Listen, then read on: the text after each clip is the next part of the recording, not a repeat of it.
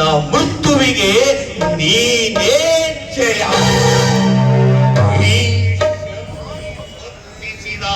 ಕುರುಕ್ಷೇತ್ರ ರಣಕುಂಡದಲ್ಲಿ ಕೊನೆಯ ಬಲಿಯಾಗಲೆಂದು ಕೊನೆಯ ನರ ಕುರಿ ನೀನು.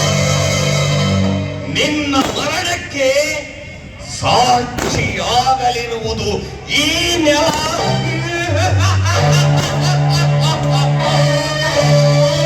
ಶಂಪಾಯನ ಸರಸಿಯ ಜಲ ಎಲ್ಲವೋ ನನ್ನ ಕೈ ಠಳದ ಕೊಳುವೆ ಎಂದು ನಾನು ನಿನ್ನಪ್ಪನ ಮನೆಯಲ್ಲಿ ಕಾಡಿದ್ದೆ. ಅಂದೇ ಮಾರಿ ಪಕ್ಕ ಮನೆಯಾಯಿತು. ಕೆಲವೋ ಕೌರವ ಪುಣ್ಯೆ ನನ್ನ 100 ಜನ ಸಹೋದರರನ್ನು ನಿಷ್ಕರುಣಿಯಿಂದ ಕೊಲ್ಲಿಸಿದ ಪಾಪಿ ನೀನು, ಮಹಾಪಾಪಿ ನೀನು.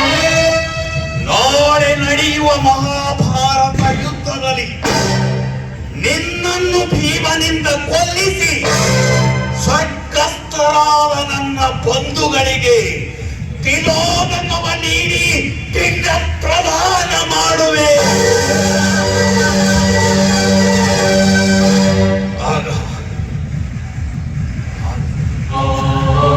ನನ್ನ ಮನಸ್ಸಿಗೆ ಶಾಂತಿ ಶಾಂತಿ ಶಾಂತಿ.